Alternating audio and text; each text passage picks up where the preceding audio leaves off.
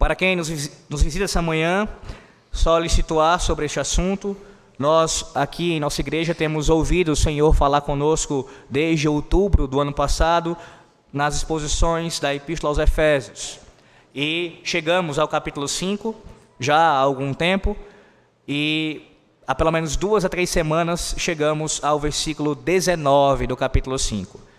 E o que eu estou fazendo nessas últimas semanas é trabalhar esse versículo 19, nesse caso, o assunto que ele trata aqui, que ele toca, o Cântico dos Salmos, ainda não fazendo a explicação exata do versículo 19, mas mostrando todo o pano de fundo que fundamenta a doutrina da exclusividade do canto dos salmos no culto solene. Sim, hoje, se Deus assim nos conceder essa oportunidade, à noite estarei expondo finalmente o versículo 19, explicando por que é que nós cremos que esses 3 termos usados aqui se referem ao saltério. Mas por ora, ainda nessa manhã, nós trabalharemos um pouco mais essa questão do pano de fundo, no caso, vendo a salmodia como um todo na revelação bíblica. Então, basicamente isso para lhe situar acerca desse assunto. Os sermões que têm sido pregados são diferentes do que eu costumo fazer aqui, exposição versículo a versículo do texto, com toda a sua estrutura sendo demonstrada. Os sermões são de caráter doutrinário, no sentido de uma exposição de uma doutrina, que nós temos feito nos últimos tempos aqui. Pois bem, Efésios 5, a leitura do versículo 18 ao versículo 21, a guisa de contexto, do 18 ao 21, mas o texto que eu estou trabalhando especialmente é ainda o versículo 19, como eu já falei para vocês. Então, a guisa de contexto, Efésios 5, do 18 ao 21. Assim diz o Senhor: E não vos embriagueis com vinho, no qual há dissolução, mas enchei-vos do Espírito, falando entre vós com salmos, entoando e louvando de coração ao Senhor com hinos e cânticos espirituais, dando sempre graças por tudo a nosso Deus e Pai, em nome de nosso Senhor Jesus Cristo, sujeitando-vos uns aos outros no temor de Cristo. Amém. Meus irmãos, nós temos ouvido algumas objeções contra o cântico exclusivo dos salmos. Eu já trabalhei algumas delas aqui.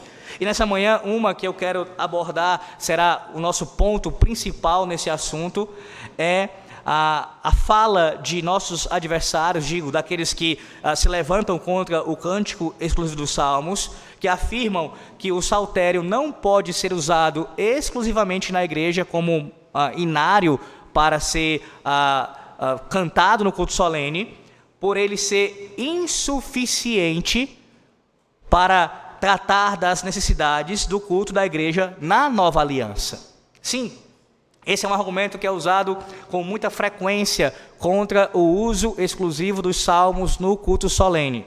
Que argumento? De que o saltério não é suficiente para a igreja da nova aliança. Você talvez já tenha ouvido isso. Talvez você tenha se deparado com este argumento. Como você, meu irmão, pode cantar, defender o uso exclusivo dos salmos no culto solene, se nós agora estamos num tempo de maior revelação, onde Deus, Ele nos deu o Novo Testamento, mas da sua revelação nos foi entregue, Cristo consumou a sua obra, e agora, por isso mesmo, precisamos cantar as verdades exaradas no Novo Testamento. Não podemos restringir a igreja a um livro do Antigo Testamento, um inário preso ao Antigo Testamento. Cantar como que pelas sombras? Como fazer isso? Como ficar preso a isso? Veja, esse argumento, meus irmãos, ele teria algum tipo de força se dentro do saltério, se os próprios salmos, eles não falassem da pessoa de Cristo e da sua obra redentora.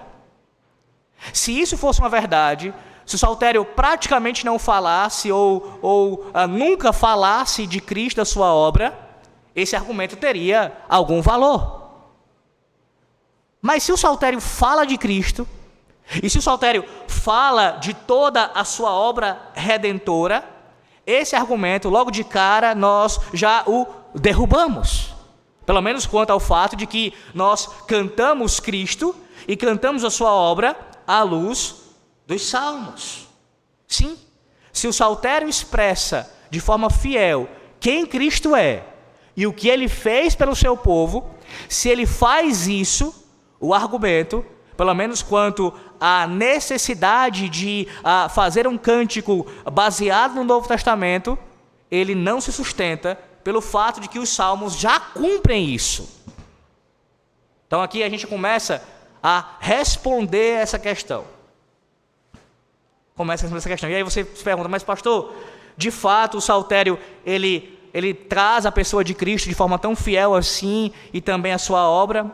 À luz do que você já ouviu até esse momento, esse é o 5º sermão dessa minissérie, dentro da grande série, eu espero que esteja claro para você essa verdade.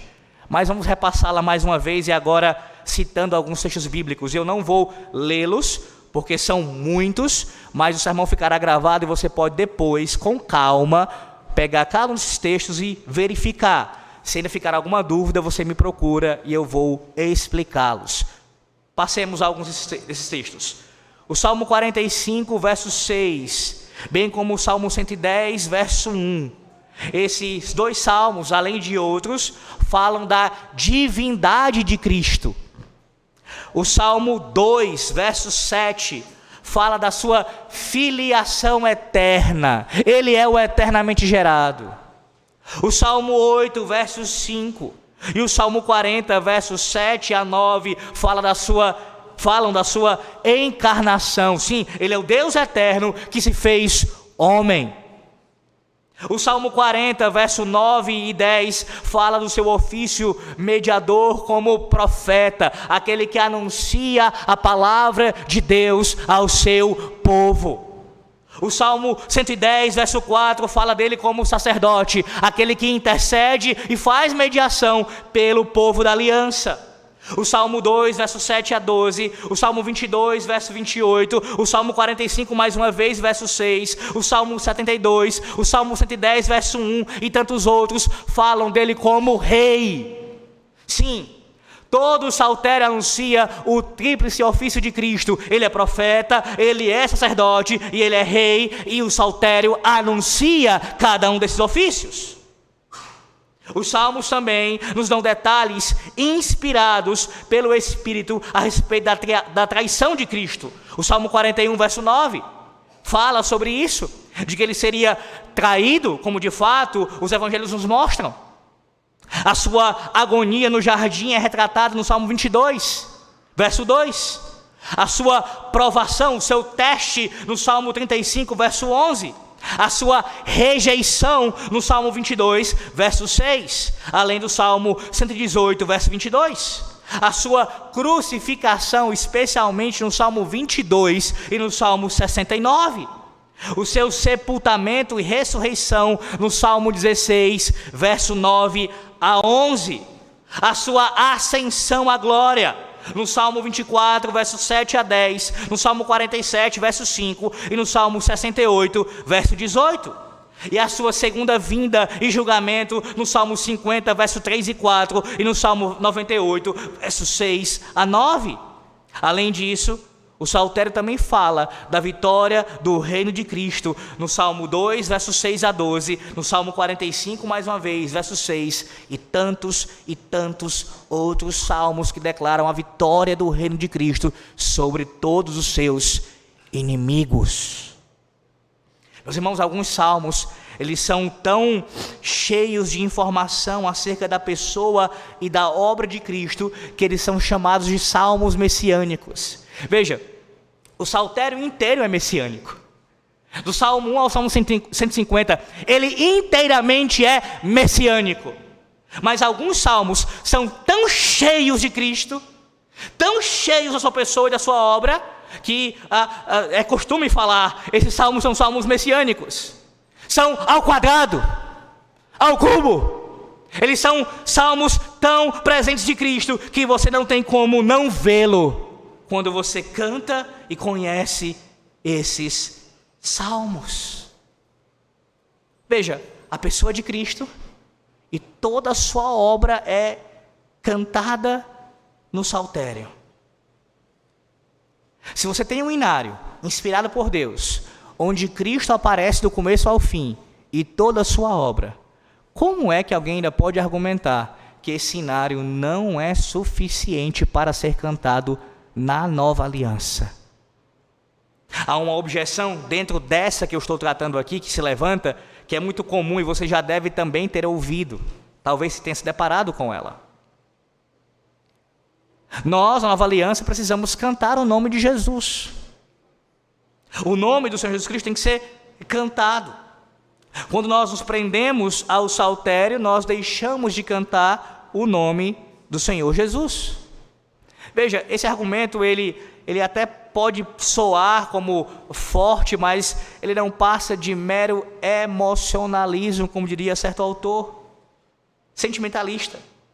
E é sim falacioso. Bem, se você tem a pessoa de Cristo anunciada do começo ao fim, e a sua obra redentora, você não está cantando sobre Cristo e para Cristo? Mesmo que o seu nome, no caso o nome Jesus, não apareça? Então, os crentes da antiga aliança e os crentes da nova aliança que cantam salmos já há séculos, não cantam para Jesus Cristo? O que eu quero dizer com isso? É que o argumento, se levado às últimas consequências, ele extrapola a sua intenção de combater essa modismo exclusiva, mas cria um problema no próprio uso dos salmos. O próprio cântico dos salmos fica comprometido se você raciocinar assim, falaciosamente.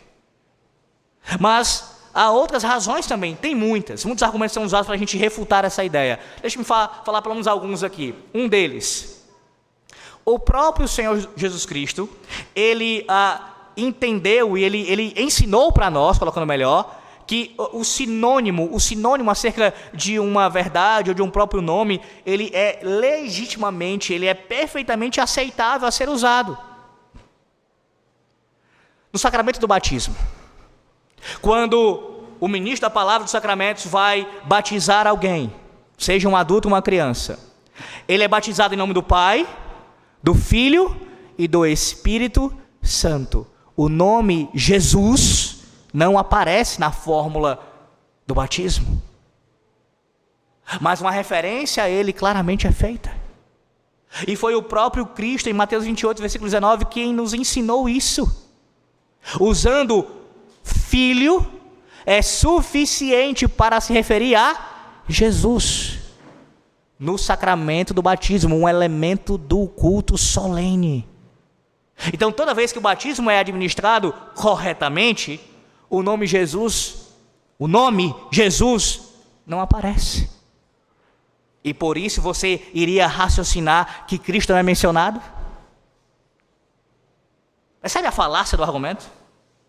Outra forma de responder a isso. Ora, o próprio nome pactual do Senhor Deus, pelo qual ele se revelou na antiga aliança, a sua sonoridade, no caso, a forma de nós pronunciarmos esse nome, se perdeu. Mas ainda assim, esse nome, o seu equivalente no Novo Testamento, é o nome que aparece para o Senhor Jesus Cristo, Senhor, o Kyrios.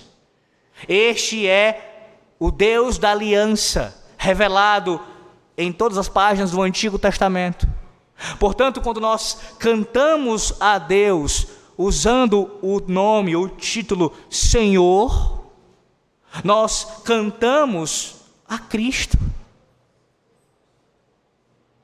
Uma outra forma também de responder a isso é o próprio significado do nome Jesus. Veja, Mateus 21, 21 diz assim, Mateus 1, 21. E porás o nome Jesus, no caso aqui o anjo falando a Maria, porque ele salvará o seu povo dos pecados deles. O nome Jesus significa salvação. A pergunta é, o saltério canta, entoa, ensina a salvação que Cristo proporcionou ao seu povo? Em outras palavras, o significado do nome Jesus, ele é cantado no saltério? Ele é cantado no saltério? Deus é salvação? O Senhor é quem nos salva, isso é cantado no saltério? Então Jesus é cantado no saltério. O nome Jesus é cantado, o seu significado é cantado. Meus irmãos, são muitas formas de a gente responder a isso. Chega a ser até algo cansativo você ter que ouvir uma pessoa falar isso e ainda ter que responder. É pura ignorância. Sim, não tem como falar de outra maneira. É ignorância quanto ao saltério. Dizer que nós não podemos cantá-lo de forma exclusiva porque Cristo ali não aparece, pelo menos não tão claramente. Veja se essa pessoa, procure saber pergunte a ela se ela já leu os salmos, todos os salmos. Se ela já leu os salmos e se ela já se debruçou sobre eles, tentando aprender deles, o que é que eles ensinam. Via de regra, quem fala isso são aqueles que não conhecem absolutamente nada do saltério. Nada. Além disso, prosseguindo aqui, citando um outro autor, ele diz que os salmos, ele não apenas eles são cheios de Cristo, a sua obra, mas o saltério todo ele é como uma moeda, uma casa da moeda da doutrina bíblica. Uma casa da moeda da doutrina bíblica, ou seja, ele é riquíssimo em teologia. Mais uma vez, citando os textos, sem abri-los devido ao nosso tempo aqui, mas eu peço que você ouça depois com calma a gravação e depois verifique com calma. Veja, o saltério fala da autoexistência de Deus. O Salmo 94 fala sobre isso, o Salmo 33, verso 11, o Salmo 115, verso 3. Lembrando, o Salmo 115 faz o contraste entre o Deus verdadeiro e os falsos deuses. Os falsos deuses são criados pelos homens, são feitos pelos homens. O Deus verdadeiro é autoexistente e ele não depende de ninguém. O Salmo 145, verso 3, fala da sua perfeição absoluta. O Salmo 102, verso 26 a 28, fala da sua imutabilidade. O Salmo 90 e o Salmo 102, verso 12, anunciam a sua eternidade.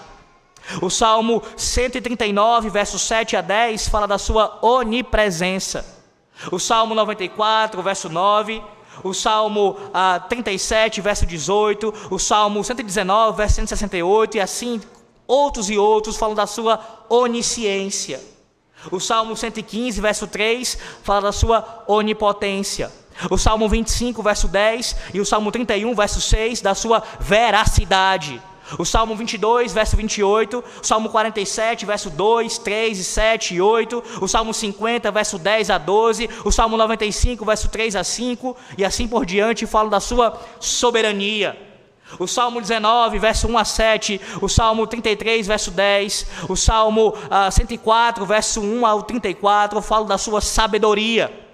O Salmo 36, versos 6 e 9, o Salmo 104, verso 21, o 145, verso 9, fala da sua bondade. O Salmo 136, o Salmo 86, verso 5, e o 145, verso 9, da sua clemência. O Salmo 86, verso 15, da sua natureza compassiva. O 22, verso 3, o 33, 21, o 51, 11, assim como outros, da sua santidade. O 119, verso 137, fala da sua retidão. O 58, verso 11, da sua justiça retributiva. O 89, 47, o 90, verso 2, o 96, verso 5, ensinam que Deus é o Criador. O 19, verso 14, o 28, 35, falam que Ele é o Salvador. O 22, verso 28, o 104, verso 14, ensinam a sua providência. O 5, verso 4, o 11, verso 5, do seu ódio pelo pecado.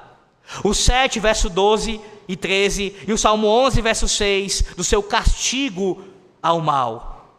E o Salmo 6, verso 1, 94, verso 12, 118, verso 18, o seu castigo sobre o seu povo, ou seja, a sua disciplina. O saltério inteiro está equilibrado e plenamente robusto de teologia bíblica. Do saltério, meus irmãos, um exemplo disso é o Salmo 19. Do saltério nós aprendemos também acerca da revelação geral e da revelação especial. O Salmo 19 anuncia isso claramente. Do verso 1 ao verso 6, você tem o salmista anunciando a criação como obra de Deus e revelando assim o Criador. E do verso 7 ao verso 12 falam da sua revelação especial ou especialíssima, a sua palavra. O Salmo 51, verso 5 fala do pecado original. O 14, verso 1 a 3 fala da depravação total e a universalidade do pecado, assim como o 53, verso 1 a 3. O 32, verso 1, 51 do 1 ao 5, o 103 do 1 ao 13 fala da justificação por fé e o perdão gratuito dos pecados. Sim, justificação pela fé ensinada, o evangelho ensinado nos Salmos. O Salmo 2, o 45, o 46, o 47, o 72 da vitória do reino e o julgamento do mal e a bênção sobre o íntegro, no Salmo 9, verso 16, 37, verso 28, 59, verso 13. Meus irmãos, além de tudo isso, o saltério nos informa que o evangelho alcançará todas as nações. Salmo 67, 72, 87, 98, 106, 148. Talvez para alguns de vocês tenha sido cansativo ouvir isso, e olha que eu nem mandei abrir em cada texto. Espero que você faça isso com calma depois. Mas mais cansativo é ouvir alguém dizer: o saltério não é suficiente. Mais cansativo é ouvir alguém dizer: o saltério não tem teologia suficiente para a igreja aprender. O saltério é um inário que precisa ser complementado. Homens capacitados, homens que sejam conhecedores de boa teologia, podem sim complementar o saltério divino. À luz do que você acabou de ouvir, todas as principais doutrinas estão ensinadas no saltério. Você acha que isso é por acaso? Você acha que isso não tem um objetivo? Deus inspira um inário e nesse inário anuncia a obra e a pessoa do seu Filho e todas as doutrinas principais da sua revelação. O conselho de Deus é anunciado no saltério divino. Isso é por acaso? Isso é por acaso? Isso claramente aponta para a sua suficiência. Suficiência. Mas aí vem uma objeção dentro dessa outra objeção, né? Porque eles são muito sagazes em se levantar contra as ordenanças de Deus, assim como o diabo. Não, pastor, mas espera aí. O saltério está cheio de tipos, de sombras, de símbolos e de profecias para falar da obra de Cristo. Nós não podemos ficar presos a essas sombras, ainda que seja falado de Cristo, da sua obra e tudo, mas veja, está falando de uma maneira ainda velada. Mais uma vez, é um argumento falacioso. Por quê? Porque o cânon do Novo Testamento, que é tão usado, é apelado para ele, para ser ali, através dele, feito novos cânticos, a existência de um cânon neotestamentário mostra para nós que esse cânon lança luz para o saltério, inspirado por Deus e já entregue à sua igreja. Ou seja, o que significa isso na prática? Os crentes da Nova Aliança, como eu já ensinei para vocês, têm muito mais conhecimento e preparo para cantar os salmos agora do que os crentes da Antiga Aliança tinham. Os crentes da Antiga Aliança não tinham o mesmo conhecimento que nós temos agora com o cânon completo. Então o argumento que é usado, na verdade, ele fortalece o cântico dos salmos. Mais uma vez, se você levar as últimas consequências desse argumento, na verdade ele atenta contra o próprio cântico dos salmos. Não apenas a sua exclusividade, mas o próprio cântico dos salmos é prejudicado se você pensar que ele está cheio de sombras, de tipos, de profecias, de coisas que são presas à antiga aliança. Não. Com o Novo Testamento, com a compreensão completa do conselho de Deus revelado a nós, nós temos muito mais condições agora de cantar os salmos do que os crentes da Antiga Aliança tinham. Sim, os salmos são mais úteis, muito mais úteis no Novo Testamento do que jamais foram. Certo autor diz o seguinte sobre isso: Nossa crença na suficiência do saltério para o culto do Novo Testamento é, em grande parte, consequência de nosso entendimento da conexão orgânica que existe entre os dois testamentos. Eles anunciam o mesmo evangelho, exaltam o mesmo Cristo e confirmam a mesma aliança. E é uma falta de discernimento inconcebível não perceber que eles ordenam o uso de um mesmo saltério no culto. Mas ainda fica a questão. Pastor, com o Novo Testamento completo, não seria lícito agora, com o maior desenvolvimento da revelação, termos cânticos com as palavras do Novo Testamento? Você ainda pode retrucar dizendo isso, mas não seria com as palavras do Novo Testamento, não seria algo necessário para nós agora? Há alguns problemas com esse argumento. Deixe-me citar aqui. Primeiro, se houvesse tal necessidade, essa necessidade que é usada, agora precisamos cantar cânticos por causa do Novo Testamento que foi nos entregue. O próprio Cristo teria conduzido seus apóstolos a escrever novos cânticos. Onde você encontra isso no Novo Testamento? E aí se levantam aqueles, que não conhecem absolutamente nada. Estou falando de forma geral aqui, tá, irmãos? Não dos teólogos que são capacitados por Deus para isso. Mas uma grande maioria que não conhece nada de Novo Testamento, dizendo assim, não, porque o Novo Testamento está cheio de fragmentos de cânticos. Prove. Não há consenso quanto a isso. Mesmo entre os teólogos que argumentam em favor disso, alguns são bem sérios em afirmar que isso não tem como você bater o martelo e dizer que há fragmentos de cânticos no Novo Testamento. E ainda que você considere a questão e diga, não, tem fragmentos de cânticos sim no Novo Testamento, você admita que isso ocorre. A pergunta é, onde há um inário? Onde há um inário? Talvez para alguns aqui que não acompanharam, não estão acompanhando a sequência dos sermões aqui, estejam perdidos. Mas o que isso tem a ver, pastor? Escute os sermões já pregados. Eu já falei do desenvolvimento do saltério. Já falei que Deus separou um grupo específico, Davi, Asaf e outros homens, para escreverem, comporem de forma inspirada para o Senhor Deus um inário. E ele foi compilado, em última instância, por Esdras, e ali foi colocado para servir ao culto de Deus em todas as épocas. Se esse processo todo, Deus, ele se interessou em fazer isso durante a antiga aliança, e ele separou esse tempo e fez isso com esses homens, e formou ali um inário, por que isso não acontece na nova aliança? Por quê?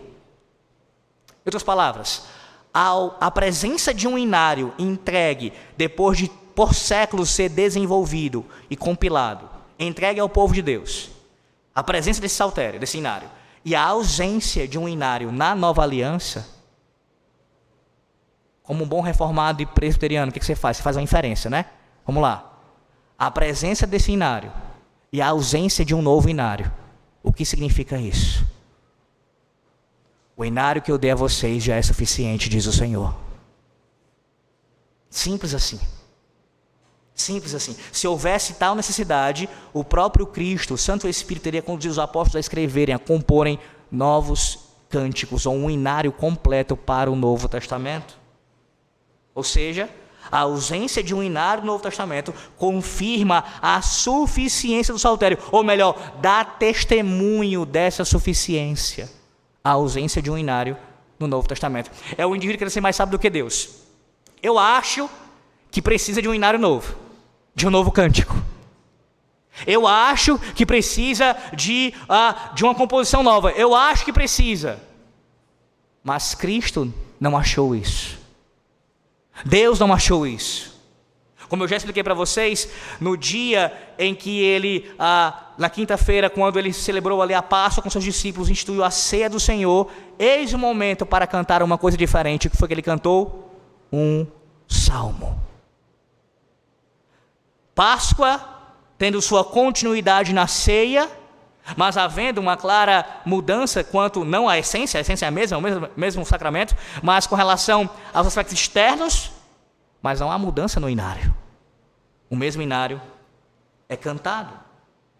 Além disso, essa fala de dizer assim, precisamos cantar as palavras do Novo Testamento, ela também se equivoca, meus irmãos, pelo fato de que pressupõe que o saltério está preso à antiga aliança. E hoje, nessa manhã, eu rogo ao nosso Deus que você abandone esse pensamento dispensacionalista. Agora, exatamente agora. O saltério não está preso à antiga aliança. A despeito de conter figuras do culto cerimonial em algumas partes, ele essencialmente não está preso à lei cerimonial. Cantar os salmos é um dever da lei moral. Então perpassa os dois testamentos. Como você vê em Efésios 5,19, os salmos são ordenados a serem cantados. No Novo Testamento, ele não está preso à antiga aliança. Esse é o problema. A pessoa pensa assim: como é que eu vou ficar preso a um inário que está lá no Antigo Testamento? Mas o Antigo Testamento e o Novo Testamento são a palavra de Deus. E o saltério inteiro anuncia o Evangelho. Então, como você diz que está preso ao Antigo Testamento? O próprio saltério não está preso àquela antiga dispensação, àquela administração do Pacto da Graça. Não está. Não está. Ele ali foi dado naquele período, mas foi dado naquele período para permanecer na igreja. Sim, pode não parecer à primeira vista, mas esse raciocínio, ele faz uma dicotomia entre Antigo e Novo Testamento, aquela velha conhecida por você, já ouvida por muitas vezes nesse púlpito, combatida. O saltério é o inário do povo de Deus em todos os tempos. Israel cantou, Cristo cantou, os apóstolos cantaram, a igreja primitiva cantou, e toda a história da igreja pós-apostólica entoou esse inário, cantou esse inário, ainda que nem sempre de forma exclusiva, mas muitas vezes sim de forma exclusiva, porque entendeu que o saltério não está preso simplesmente à antiga aliança, a despeito de entregue na antiga aliança. Deixa eu comparar para você ficar melhor, talvez como um reformado que já entendeu esse ponto aqui, que eu vou falar agora, fique mais claro para você. Assim como a lei moral não está presa à antiga aliança. Você entende isso? Você entende isso? Os 10 mandamentos estão presos ao Antigo Testamento? É o mesmo raciocínio que o dispensacionalista fala. Me dê um texto do Novo Testamento. Um texto do Novo Testamento que fale do decálogo. Um texto do Novo Testamento que reitere cada mandamento do decálogo, que fale do 4º mandamento. Me dê um texto no Novo Testamento. E você responde como? Deus já entregou a sua lei. Deus já a gravou no coração do homem lá no Éden. E essa mesma lei que Deus deu a Adão, ela vem sendo revelada, e foi claramente revelada e entregue em tábuas de pedras no Sinai. Ela não está presa à antiga aliança. Vocês ouviram agora Deuteronômio 6, ouviram o Salmo 78, que falam disso. Obedeçam aos mandamentos de Deus, ensine, guarde e ensine aos seus filhos e a próxima geração. Da mesma forma, a semelhança da lei moral, que não está presa ao Antigo Testamento, a despeito de ter sido revelado na antiga aliança, o saltério não está preso à antiga aliança. Eles são os cânticos do Evangelho. Do Evangelho. Sim, você precisa enxergar o saltério entoando a mensagem do Evangelho. Meus irmãos, repito, se os apóstolos tivessem percebido algum tipo de deficiência no saltério, eles não teriam ordenado que ele fosse cantado novamente, como Efésios 5,19 nos diz, Colossenses 3,16, Tiago 5, versículo 13, e outros textos bíblicos que mostram o saltério sendo cantado no Novo Testamento. Eles teriam feito o quê? Remediado essa deficiência. Teriam escrito um novo livro de cânticos inspirados, mas eles não fizeram isso. O argumento de que novas eras da revelação redentora sempre geram novos cânticos de louvor é simplesmente contrária ao fato histórico. Sim, o argumento é contra o que aconteceu na história. O argumento é mais revelação, mais progresso a revelação, como aconteceu da história da redenção, logo mais cânticos têm que ser compostos. Só que na história, depois que essa revelação progrediu e o Novo Testamento foi encerrado, não ocorreu essa nova composição, essa série de novas composições inspiradas. Isso não aconteceu. Então a própria história, o próprio desenvolvimento da história da redenção, através ali da obra de Cristo, depois dos apóstolos pregando o evangelho, não dá base para isso. Na verdade, testemunha contra isso. Eles não fizeram isso. Sendo aqui o pastor McCurley diz o seguinte: o caráter do livro dos Salmos, como um manual permanente de louvor, é suficiente para cumprir a ordenança de cantar louvores no culto. Nenhum outro conteúdo é necessário. O saltério canônico é usado à luz de um cânon completo do Novo Testamento, o qual ilumina quanto à plenitude do significado do livro dos Salmos. O Novo Testamento cita o livro dos Salmos mais que qualquer outro livro. Em média, os Salmos são citados uma vez a cada 19 versos no Novo Testamento. Um outro autor, um teólogo da história da igreja, diz o seguinte, em teologia histórica, diz o seguinte: por exemplo, Hebreus 1, um dos capítulos mais centrados em Cristo no Novo Testamento, cita os Salmos 7 vezes, Hebreus 1. Não somente é o livro dos Salmos centrado em Cristo, este é experimentalmente focado. Este nos dá todas as facetas de experiência cristã e em proporções que você nunca encontrará num livro de hinos não inspirados. E aí você tem relatos da história da igreja. São tantos, eu vou falar só alguns aqui, só alguns pelo menos por hora. Atanásio, na sua carta a Marcelino, sobre a interpretação dos Salmos. Um pai da igreja. Cada um desses livros da Bíblia, veja, é como um jardim que dá um tipo especial de fruto. Cada livro da Bíblia. Por contraste, o saltério é um jardim que, além do seu fruto especial, também dá fruto de todos os demais livros da Bíblia. É possível para nós, portanto, encontrarmos no saltério não somente a reflexão do estado de nossa própria alma, juntamente com um preceito e exemplo para todas as possíveis condições, mas também uma forma apropriada de palavras com as quais agradar ao Senhor em cada uma das ocasiões da vida. Então ele diz a Marcelino: meu filho, quem quer que leia este livro dos Salmos, considere as coisas nele bastante simplesmente como inspirados por Deus, e que cada um selecione dele, como de frutos de um jardim, aquelas coisas as quais ele se vê que necessita. Pois penso que nas palavras desse livro toda a vida humana está abrangida, com todos os seus estados e pensamentos, e que nada mais pode ser encontrado no homem. Ou seja, no saltério, você aprende muito mais da experiência interna de Cristo do que você aprende nos evangelhos. Você já parou a pensar nisso? Os 4 evangelhos não falam da experiência interna de Cristo, do Redentor, como o saltério fala.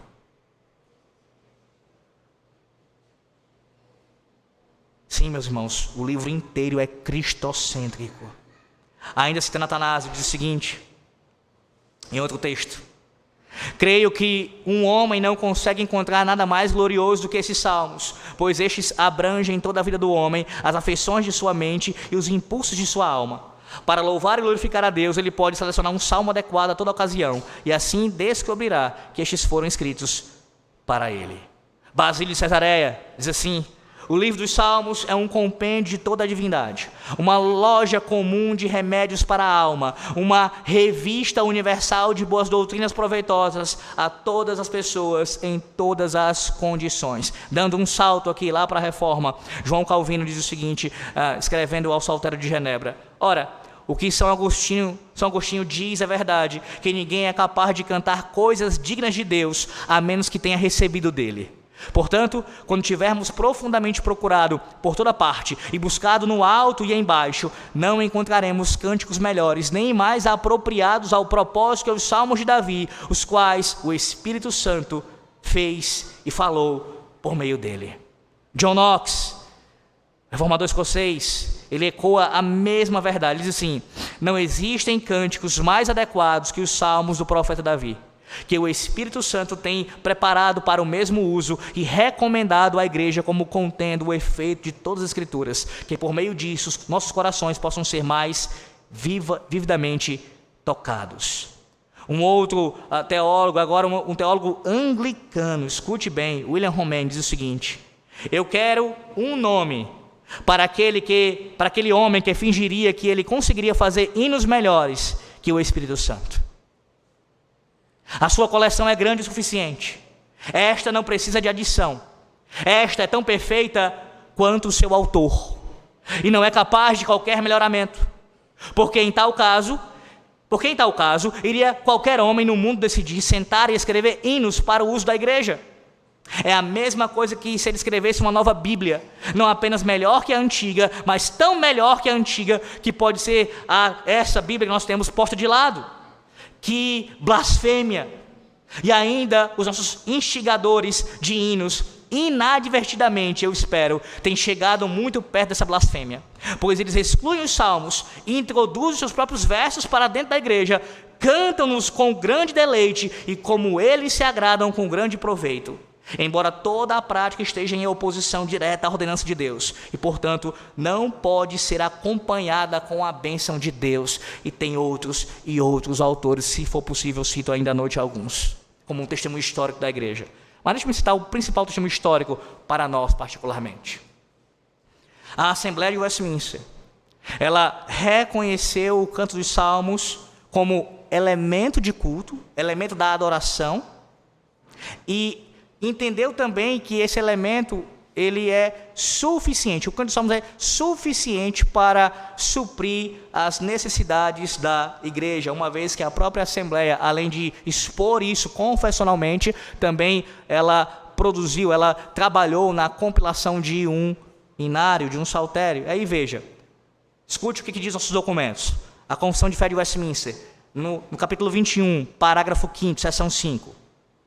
A leitura das Escrituras com temor divino e a sã pregação da palavra e a consciente atenção a ela em obediência a Deus com inteligência, fé e reverência, o cantar salmos com graças no coração, bem como a devida administração e digna recepção dos sacramentos, instituídos por Cristo, são partes do ordinário culto de Deus. Depois eles citam os elementos que são extraordinários. Deixa eu falar sobre isso daqui. Eles citaram a oração antes dessa sessões anteriores, e segue na seção 5, citando os elementos de culto. E um dos elementos de culto, na confissão de fé, é o cantar salmos com graças no coração. E aí vem: reverendo, mas aqui, de forma nenhuma, a confissão de fé está defendendo a salmodia exclusiva. Você já ouviu isso? Infelizmente, há homens que, mesmo com o preparo na teologia e na teologia histórica também, acabam incorrendo nesse erro. Recentemente eu vi um vídeo, me enviaram, de um pastor conhecido aqui no país, que é bem firme, até onde eu conheço, um pregador do evangelho. Aqui de forma nenhuma eu estou depreciando, dizendo que ele não é fiel ao Senhor, não é isso. Mas quanto a este ponto está completamente equivocado, mesmo tendo preparo para falar sobre esse assunto. Ele defendeu, no vídeo em questão, que a confissão de fé não defende a salmodia exclusiva. Veja, eu estou falando da confissão de fé nesse momento. Só da confissão de fé, só desse documento. Ela não defende a salmodia exclusiva. E aí olha o argumento dele. Escute o argumento dele. Basicamente o seguinte: o texto da confissão de fé, a seção 5 do capítulo 21, não está escrito isso. Você não tem como, pelo texto da confissão, chegar a esta conclusão de que há uma exigência da confissão em cantar somente os salmos. Como se fosse necessário, a ideia é essa, que a confissão se posicionasse dizendo: exclusivamente cantem os salmos. Há aqui vários problemas. Primeiro deles, e já esclarecendo isso para vocês, o termo exclusiva, que é usado, não agora, já há um bom tempo, ele na verdade é apenas uma ênfase. Corretamente falado seria salmodia. Cantar os salmos do Senhor. É a ideia de enfatizar, que é, para não ficar nenhuma dúvida, de que é somente os 150 salmos. Então essa percepção de usar a expressão exclusiva na própria confissão, isso não faz sentido para o próprio entendimento puritano com relação ao canto dos salmos. Quando ele se referia ao canto dos salmos, ou seja, essa prática exclusiva, não usavam o nome, mas apenas falando os salmos de Davi, ou cantar salmos com ação de graças, com graças no coração, isso já era suficiente para expressar que era a salmodia, os 150. Em primeiro lugar. Segundo, veja como o argumento é problemático também para outros elementos de culto. A confissão de fé também, ela não proíbe outras leituras serem feitas no culto solene. Eu li para vocês. Deixa eu ler de novo, o iniciozinho só. A leitura das Escrituras com temor divino. Sim, ela diz a leitura das Escrituras, mas ela não proíbe aqui ler uma teologia sistemática, como eu já citei, ler algum outro livro, mas ela simplesmente cita a leitura das Escrituras. Em outras palavras, ela não precisa excluir com uma frase clara as demais leituras, elas já estão excluídas quando há a menção da leitura das Escrituras. Eles não precisam dizer os salmos e os salmos somente, os salmos e não os cânticos dos homens, os salmos, implicitamente, somente. Por quê? Porque esse capítulo 21, nessas sessões estão falando dos elementos, eles simplesmente elencam os elementos, vão dizendo quais são os elementos, estes e não outros. Estes aqui e não outros são os elementos de culto. Percebe que se levado também as últimas consequências de argumento, você vai criar uma bagunça no próprio texto da confissão de fé, que já declarou de forma muito clara o que é o elemento de culto. O elemento de culto é cantar os salmos com graças no coração. Ponto. Ponto. Além disso, e veja como isso é forte demais, o argumento aqui, no caso, o fundamento para o que eu estou falando para vocês. Os textos, alguns dos textos bíblicos que são usados como base exegética para essa proposição da confissão de fé, pasme, Efésios 5,19, Colossenses 3,16. Estão entre os textos usados. Sim, porque os puritanos, na sua maioria pelo menos, entendiam que essa tríade aqui em Efésios 5,19, como Colossenses 3,16, se referia ao saltério. À noite você vai entender o porquê, biblicamente, se Deus quiser. Mas esse é o entendimento da Assembleia de Westminster. Esses textos falam do cântico dos salmos. Mas pastor, como é que a gente pode provar isso? Bem, além de você conhecer mais os padrões de Westminster, como eu vou citar daqui a pouco algumas outras citações, bem como também escritos de puritanos falando sobre o assunto, Owen, que nem fez parte da Assembleia, fala sobre isso, e outros que fizeram parte da Assembleia, mas também por uma questão histórica que muitos não se atentam, mas veja como ela é importante também. Você já deve ter ouvido falar, pelo menos alguns aqui, na Confissão de Fé Batista, na Confissão de Fé Londrina, de 1689, publicada nesse ano, não escrita nesse ano, mas publicada, ela foi escrita em 1677, e foi publicada em 1689. Nessa confissão de fé, se você já leu, você sabe, ou pelo menos ouviu falar nela, tem alguma ideia, ela foi baseada na confissão de fé de Westminster, seu texto, fazendo, obviamente, várias modificações, especialmente na questão da teologia do pacto, batismo e assim por diante. Mas o seu texto é baseado na confissão de fé de Westminster. E fez parte da compilação desse documento, dessa confissão de fé batista, um enólogo bem conhecido, batista, Benjamin Kitt. E ele, como um dos principais, se não o principal nome dessa compilação, propositadamente, isso é maravilhoso, quando chega a proposição do Cântico dos Salmos, ele coloca, no caso a confissão se expressa, na confissão batista, o cântico de salmos, hinos e cânticos espirituais. A confissão de fé batista, ela destrincha os três termos, ela cita os três termos que aparecem em Efésios e Colossenses. Por quê? Para fazer contraste com o Westminster. Enquanto o Westminster entende que os textos de Efésios e Colossenses, eles sintetizam o saltério, e basta dizer na confissão, cantar os salmos, porque é o que Efésios e Colossenses está dizendo, os batistas entenderam que os três termos não possuem o mesmo significado, que é lícito ao homem escrever cânticos não inspirados, e colocá-los no culto, e expressaram isso confessionalmente. A própria confissão de fé batista, por contraste, e da sua história também, dá testemunho que o Westminster estava falando de salmodia exclusiva, reconhecendo somente os salmos como elemento de culto, no caso do canto.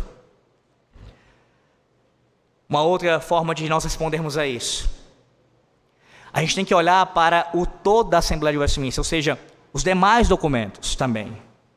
É interessante como alguns dizem, mas por que fazer isso se nós adotamos em nossa igreja apenas a confissão de fé e os catecismos? Bem, eu não vou entrar nessa questão, aqui não cabe a mim falar sobre isso, já falei em outros momentos, em estudos aqui na igreja, falando que há uma inconsistência quanto a isso, abraçar somente parte dos documentos.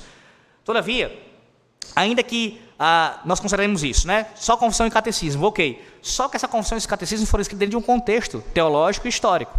Você não pode tirá-los, arrancá-los e dizer assim, agora eu vou dar o meu sentido para o texto da confissão. Não. O que é que eles quiseram dizer com isso na confissão de fé? Pois bem, há outros documentos que lançam luz a isso. Da própria Assembleia, documentos deveriam ser abraçados pelas igrejas. O primeiro deles, estou com ele aqui, Diretório de Culto. Veja o que é que diz, escute o que diz o Diretório de Culto de Westminster, na página aqui, em nossa tradução aqui pela Editora dos Puritanos, a página 52. A página 52, no caso aqui, falando sobre... Na página 52, falando sobre... Não é 52 não, perdão, a página 61. Vamos para a página 61. Eu acabei colocando aqui a página errada. Vamos lá. Página 61. 61 sobre o jejum público solene. Jejum público solene, ou seja, ensinando sobre a necessidade da igreja se reunir para jejuar publicamente. Ouça o que é dito em uma das partes. A maior porção do dia que possa convenientemente ser dedicada deverá ser ocupada em leitura pública e pregação da palavra, com cântico de salmos aptos a avivarem os sentimentos adequados a tal obrigação. Então, quando a igreja se reunir para jejuar publicamente, atendendo essa convocação, ela deve se reunir para cantar salmos. Na página 64, que fala aqui do dia de ação de graças, diz assim, e como o cântico de salmos é, acima de tudo, a mais apropriada ordenança para expressar alegria e ações de graça, que seja cantado algum salmo ou salmos relevantes para esse propósito, antes ou depois da leitura de uma porção da palavra apta para o assunto do momento. Então, o dia de ação de graças também tem que ser usado o quê? Os salmos. A última parte do diretório, o próprio cântico dos salmos aqui, é uma seção falando, na última parte, né? No caso é a penúltima, porque tem ainda o apêndice aqui, antes do apêndice, diz assim, do cântico dos salmos. É dever dos cristãos louvar a Deus publicamente cantando salmos juntos na igreja, e também em particular na família.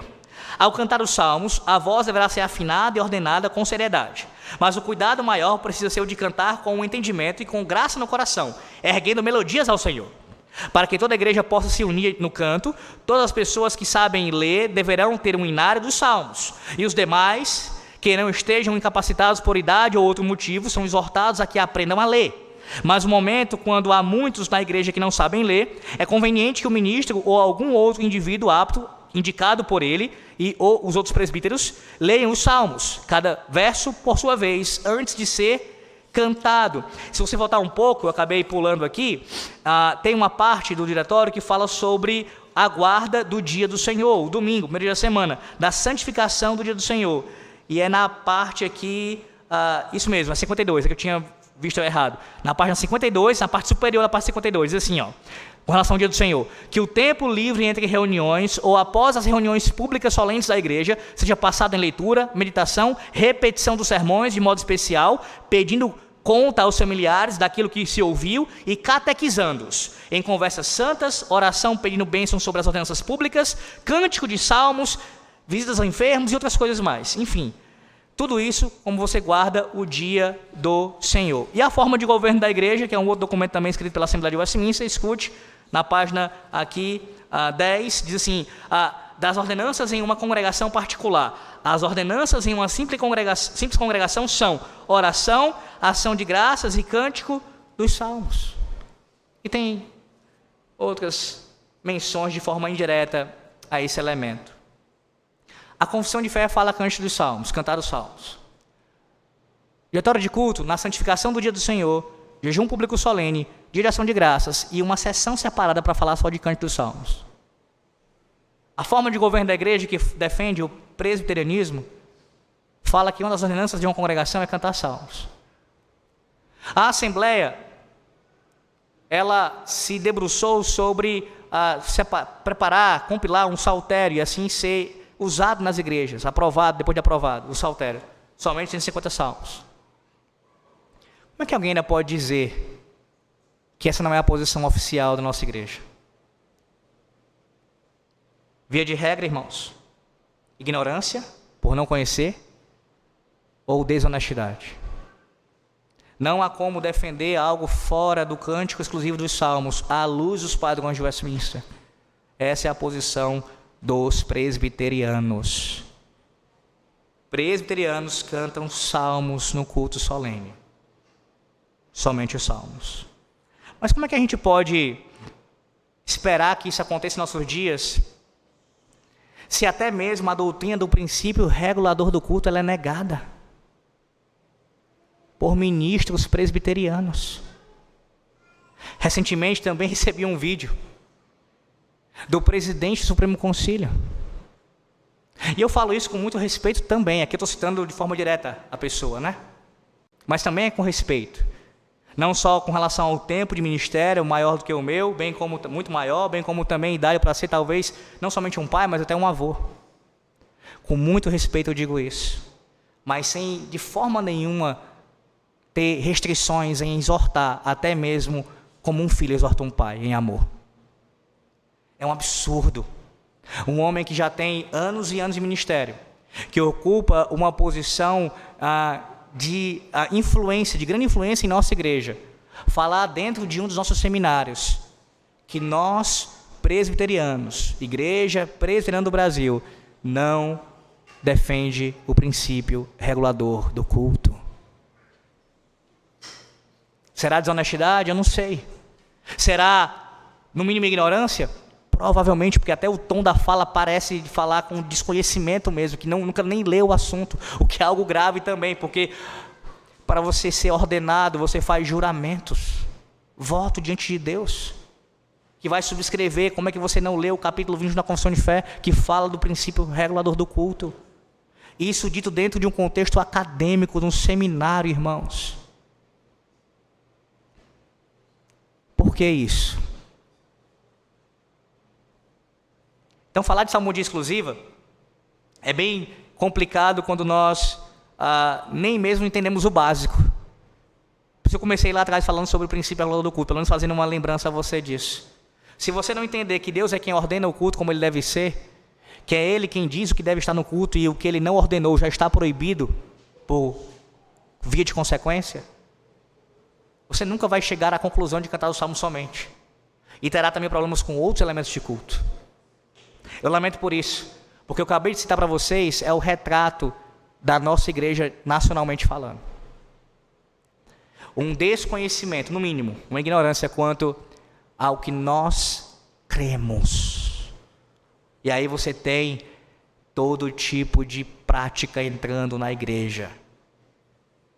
Não somente em questões litúrgicas, mas no dia a dia da igreja também. Como é lamentável isso. Como estamos distantes do que a palavra de Deus ordena.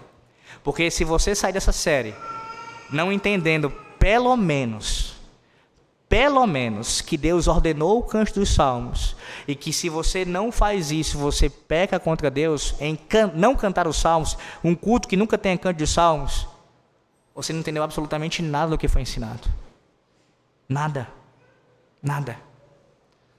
Mas como eu disse, de forma geral, em nossa igreja, a gente precisa passar por uma reforma muito grande.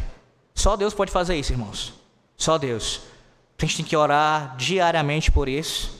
Diariamente, para que Deus mova os corações desses homens, que Ele levante novos ministros, haja plantações de novas igrejas, reformas das que estão conosco, e as que não quiserem se reformar, que sejam consistentes e vivam de forma independente, se desligando da nossa IPB, e assim possamos caminhar de forma mais fiel diante do nosso Deus.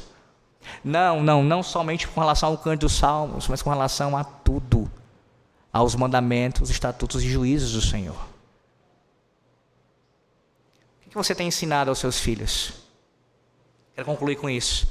Eu ainda ia falar da questão dos outros cânticos na Bíblia, mas eu vou te falar à noite sobre isso. O que você tem ensinado para os seus filhos? Você ouviu Deuteronômio 6, o Salmo 78, o Salmo de Asaf, que você é chamado por Deus para ensinar aos seus filhos e aos filhos dos seus filhos ser passado de geração em geração os mandamentos de Deus. O que inclui o segundo mandamento, o que inclui como adorar a Deus, que é como lhe agrada, como lhe traz satisfação, deleite ao nosso Deus. É isso que você tem ensinado aos seus filhos?